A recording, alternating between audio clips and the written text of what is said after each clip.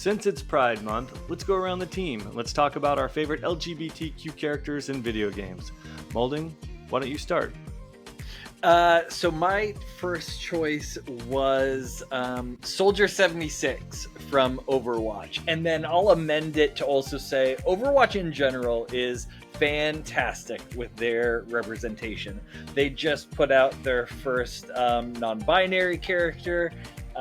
They have multiple gay and lesbian characters and a bi character. Like, they're really great with their representation. There's something about Soldier 76 that I really like. One, he is a surly old man, which I appreciate because I too am a surly old man.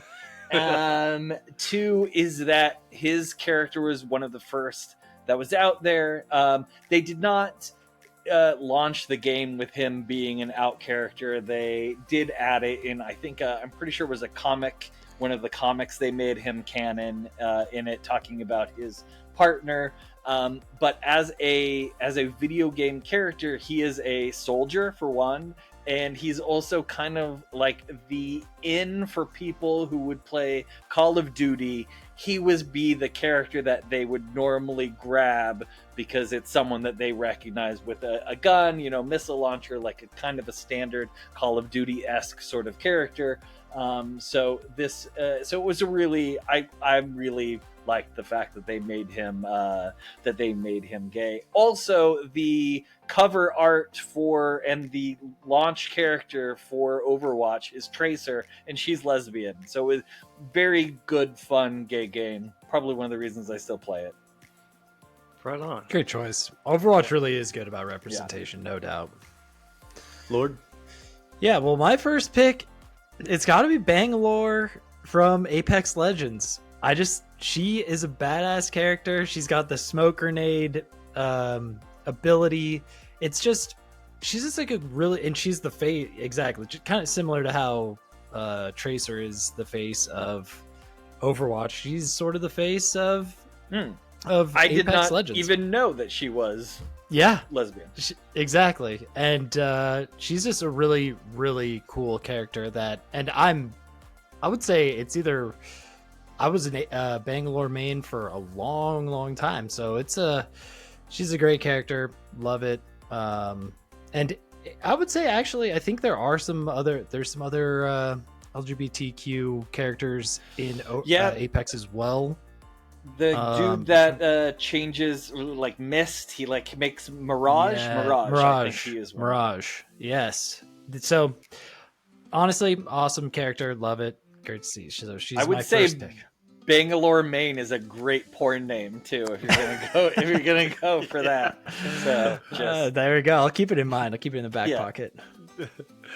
Oh, that's awesome. All right, for my first I have a similar shout out to you, Maulding, where online game DBD, they made one of their characters who initially wasn't out gay, David King, and he was this quiet kind of type, a little bit reserved because I guess he is gay, and the fact that they went with David, that I thought that was really cool. That was just my shout out. So my real pick, though, I think is something that was really recent and really, really, really cool. But this comes from a Kotaku article called Paper Mario: The Thousand Year Doors Remake Restores a Party's Members' Trans Identity. And it says, I'll just jump to, Vivian is a villain turned party member in the Thousand Year Door. When Mario first meets the witch, she's a member of the antagonistic Shadow Sirens group alongside her sisters, Veldum and Marilyn. It's clear she doesn't get along with her sisters and that they bully her, but the specifics of how and why were slightly different in the English and German localizations on GameCube than they were in the original Japanese version. In that version, Vivian was often referred to with male pronouns as an insult, despite her asserting that the Shadow Sirens were made up of 3 sisters.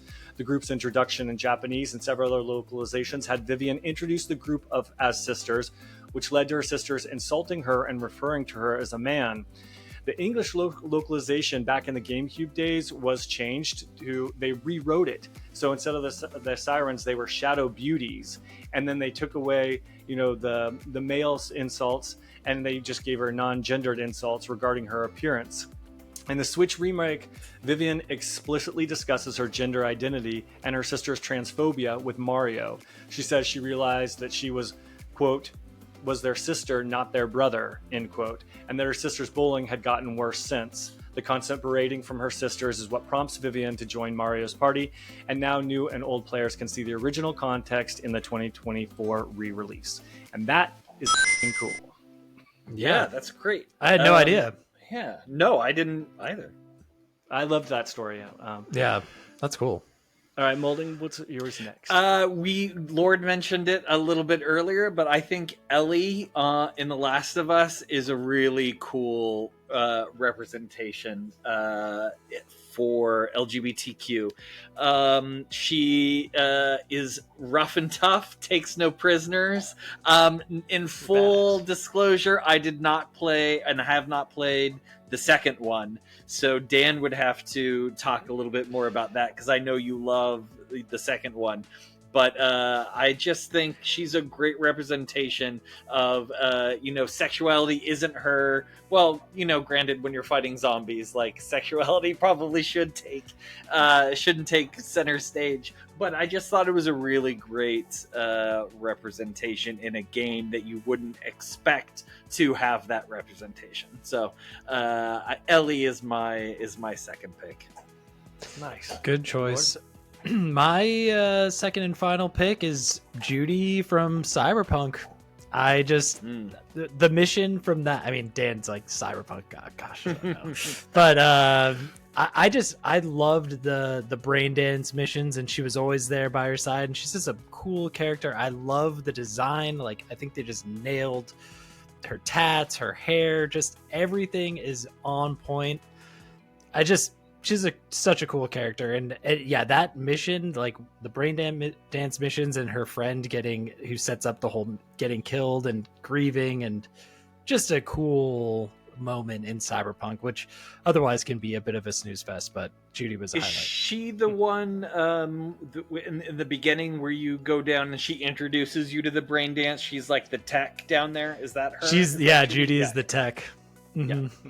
Yeah. And you just sort of. Apparently you can romance her. Never saw that, but it's like, I think if you play as the female V, you can. But really cool, really a great character. Love to see it. Nice. I think for my last pick, I kind of paired two together. I've got one more shout out and then one actual pick.